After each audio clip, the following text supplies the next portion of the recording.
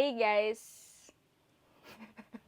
Hey guys, it's Kate, and for today's video, hindi muna tayo kakanta kasi magre-react muna tayo sa mga unreleased clips nung nagwo-work pa ako sa previous kong work. Pag kasi ako nagtitake ng clips, ang belief ko, it's just for me to keep, for me to see, ganon. Kaso, recently, na-realize ko, sobrang dami nila. Then, totoo, nami-miss ko lang din talaga. Naging drama pala. Na-miss ko lang din siguro talaga yung ganap. Yun, ayoko lang silang itago sa baul kasi sayang naman, napasaya naman talaga nila ako. And marami naman akong natutunan. So, para lang din malaman nyo kung ano naman nangyari sa akin for the past 2 years doon. Kasi nga, alam ko na most of you guys, di nyo na ako nakakausap. Ang nababalitaan nyo na lang ata sa akin siguro pag nag-post ako, ganun. Pero siguro during those years, sobrang focus ko sa work. Nagiging MIA ako sa ibang mga bagay, ganun. 2 years worth tong clips na to. Tapos hindi pa lahat though. Siyempre yung iba hindi ko naman nakukuha ng clips. Samahan niyo ako. Okay, game na to. Game na talaga guys. 3, 2, 1. Let's go. Oh my God, game na po ba?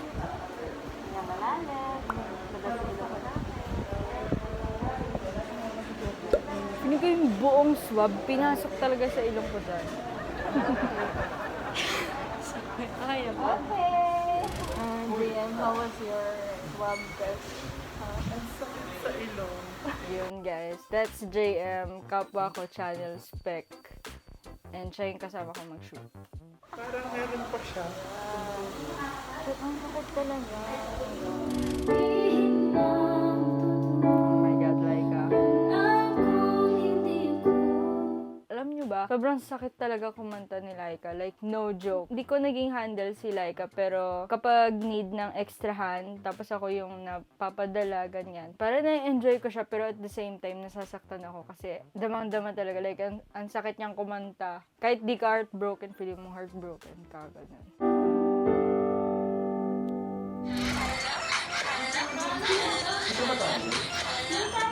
Oh my God, that's Mika and Vince.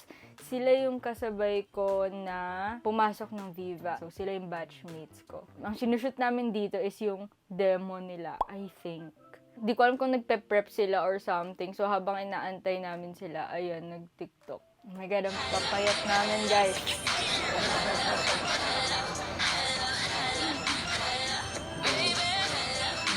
Halo.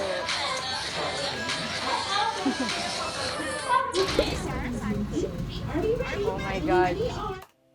Sinabi ko na before sa sarili ko na gusto ko talaga makatrabaho sa... Oh, trivia pala guys. Alam niyo ba kung paano ako napadpad sa Viva? So, kwento ko na lang, no? Kasi ang daldal ko ngayon eh. So, nag-resign ako noon sa previous kong work bago ako mag-Viva. Tapos, habang nagbabrowse ako sa Facebook, yung FB account ni Sarah, may shinare na post, basta hiring, ganyan-ganyan. What made me apply is because shinare siya ng page ni Sarah.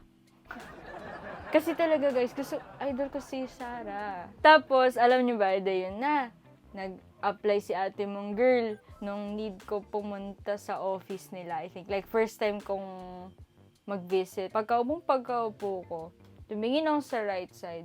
Alam niyo kung ano nakita ko? Standee ni Sarah. Sabi ko, shit, it's a sign talaga. Para dito talaga ako. So, yung sumunod na year, 2021, I got the chance to work with her. Not directly, kasi ang dami namin, guys. Hindi naman niya ako kilala. Pero, alam mo yung sobrang saya ko. Kasi parang, ang naisip ko that time, shit, pinapangarap ko lang to dati. Ngayon, part na ako ng isang project. Alam mo yun? Ito pala guys, ako dito, moderator, Tala concert. Tapos, etong clip na to is, I think rehearsals to with her. Okay, play na natin ulit. Dahil ka natin.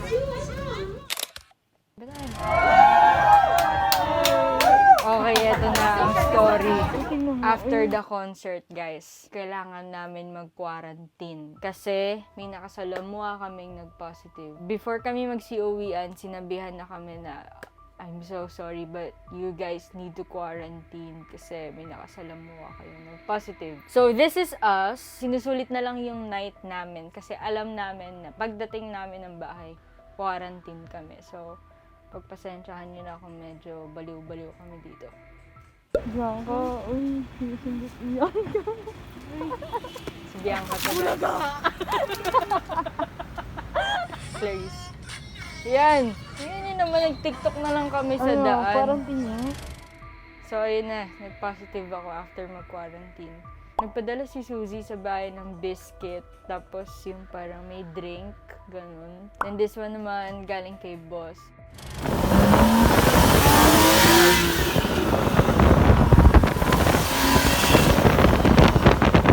Okay.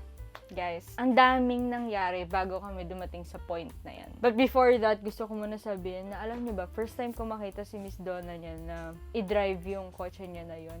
And, shit guys, ganito lang ako habang nakikita ko siyang nagmamaneho. Kasi guys, sobrang na-elibs talaga ako. Hindi ko alam, pero first time ko kasi siya makita dyan talaga magmaneho. Tapos yun nga, yung mabilis kasi kailangan yung kotse. Tapos wala, sobra akong syuket ako. Ganun. Miss Donna, di ko alam. Imposibleng mapanood mo to, pero ayun. Okay, play ko na ulit.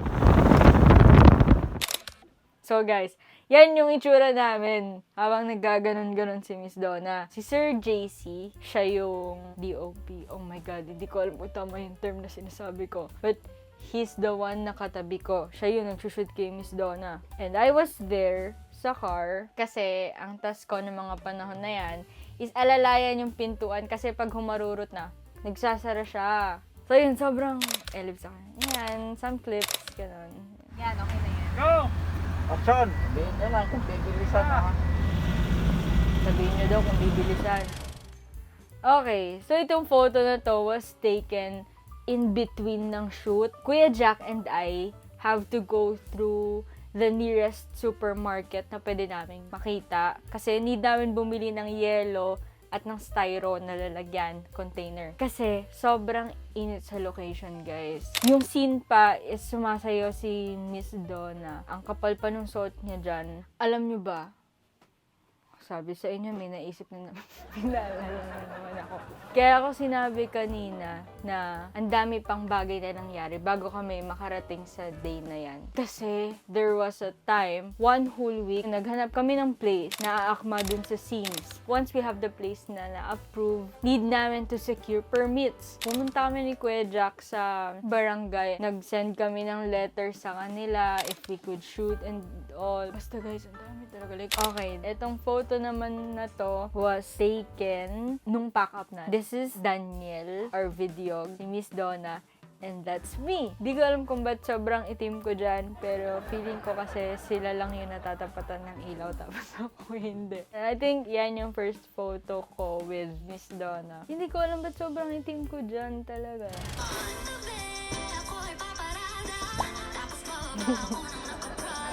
Na-publish na yung Omo niyan. Oh, alas si girl. Oh. Kasi nga guys, panahon niya ng pandemic. So, tignan mo, nagtitiktok ako. Boy, TikTok. Alam ko sinend kay Suzy. It's cold outside, but when you open my life, why you open my life? Ayan, that's me with the Islanders fam. Guys, ang liit pa ni Kowa. Baby pa siya. Oh, ang cute ni Lilo. Oh my God. Alam ko na kung saan papunta to. Ito naman, shoot to for Cersei and Lee. Ang content is we have to go from Manila to Corregidor gamit speedboat. Yan yung gagamitin nila Cersei yan. So pag on nyo, may naka-display Yan, nagsushoot na siya yan. Alright. So ready na kami, let's do this. Actually, okay naman yung start ng time na yan. Eto, alam nyo ba, ang kinakatakot ko nung time na to, hindi life ko, pero kundi yung equipment namin. Kasi yung dala namin gamit dyan, guys. Equipment ng office. Like camera, gimbal. Kahit nasa waterproof na bag siya, nakakatakot pa din. Paano kung nasa waterproof bag nga, yung waterproof bag naman ay natapon sa tubig, nalaglag sa tubig. Eh de wala din. Wala akong pambayad ng ganun, guys. So ako very hawak sa gamit. I stopped taking videos during that time kasi yung sinasakyan namin, pinasukan ng tubig. Mga panahon na to, natatakot na ako para sa aking life. Sa aming life.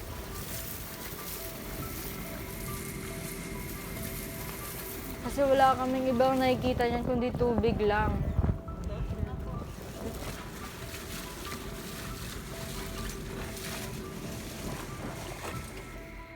Even though may life vest kami, pero kasi, alam mo yun, parang, dude.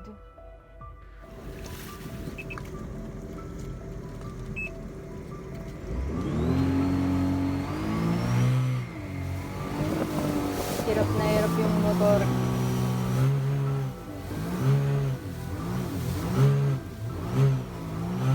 Sobrang kabado ko na yan.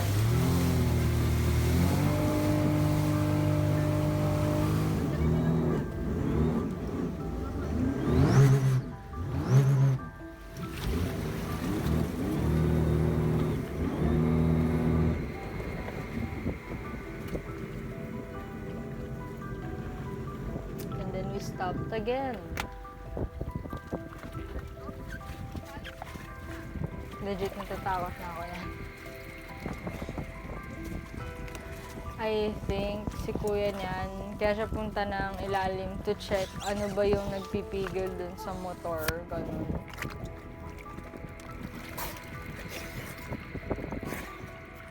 Alam mo yung gusto namin tumulong, pero di namin alam kung paano tutulong. Yan, okay na. Nakapag-video pa si Theo. Yan.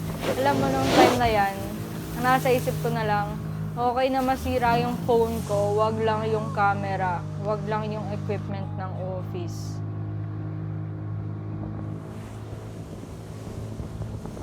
Yan. Nung nakita ko na yan, sabi ko, okay, we're safe. Kasi may lupa na eh. Nasa Pampanga.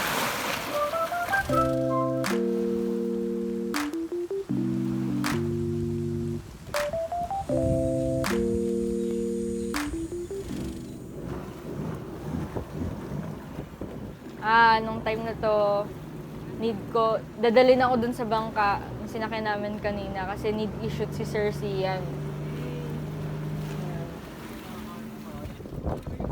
Ako lang mag-isa niyan sa bangka, natatakot ako kahit nakikita ko yung pangpang. Kasi gumagano. Yan. Alam niyo ba, never ko na-imagine na magkakaroon ako ng ganyang shoot. Like, nasa tubig. Parang kailangan ko ng remembrance sa araw na to bago mag-vlog.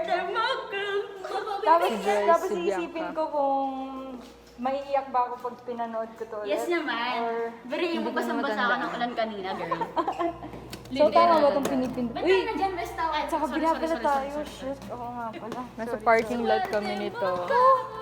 Nung tech tight. I think nag-iwan kami ng gamit. Isang kaklabi, O ba tayo? I think binaba namin yung mga equipment dun sa van. Ikaw, dun tayo. Tama ba? Ay, ba't? Oo, Akala ko ba? Feeling ko talaga. Hey, Bukas guys, ipitan ko po bukas. kayo.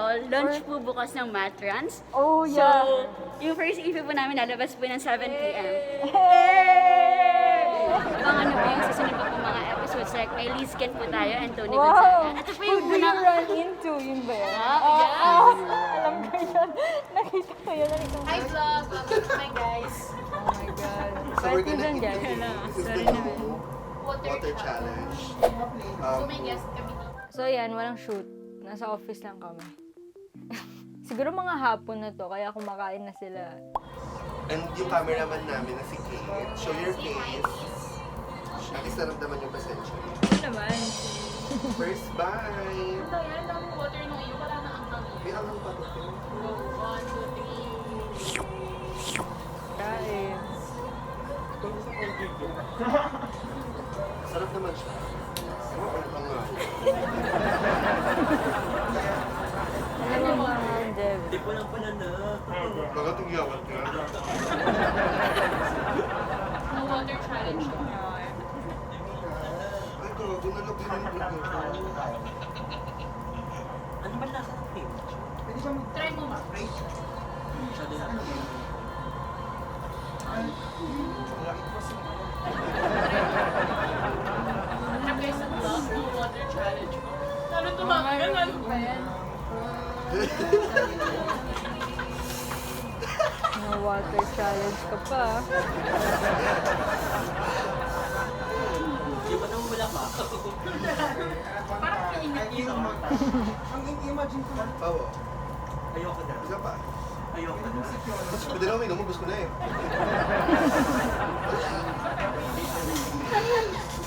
Oh my God.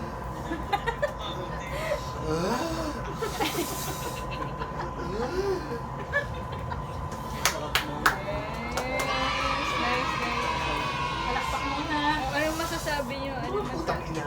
Wala nang Naglalamig yung phone ko. wala pa. Tito ka ba dyan? Kitbit, malaking tulog to. Tutorial muna. Let's go. Hey. Hi guys! Welcome back to our channel. So today po, mag-unbox tayo ng Ayuda. Ito po. Pakinggan niyo po ah. Bumili ASMR si po yan. boss ng cabinet Wow! for our Si equipment. Joyce dito. Boss, kwarto ko po ba to? Hindi pa na siya po. Joyce, kasa ko Unboxing. nga. Wait lang. Ang Okay plastic na, pakistop na mo yung video. Ha? Sino kagaya mo? Ako Angel of Sheer. No? Kasi, ano ba mga lines niya? Rolling to rolling to. Rolling ba yun? Si Princess yan guys. Tawa. Sino ha? Pag nandyan siya, tawa ko ng tawa. Hi Julia. Hey. Wait lang, sige. Hi Angel of Sheer. Anong Angel Luxin? Hindi ko si Angel Luxin. Ikaw sasabihin mo sa akin. Sige. Hello mga kapamilya. Ito po si Angel Oxine. Ngayon po ay interview natin ang nag-iisa. Julia Barreto. Mamanas Julia Barreto. Ay, nakakahiyo. On-air tayo. Ganun ako tumawa. Hi, guys. Welcome to my show. We have our guest today. This is Julia Barreto, the Manas edition. Hi, guys. So, kamusta na kayo? Paano mo Mom, ginawa? if you're watching this, don't unchild me. Child. Be proud of your daughter. May recording din pala to. Yan. Hello! Hello sa editor. Sino ka mag-edit? Hi! Millionaire since I was young. It's not my parents' money, not even from my honey. All I got is money, matter of fact. I just broke up with a billionaire. Galing. Galing talaga ng Bexby. Hey, it's us!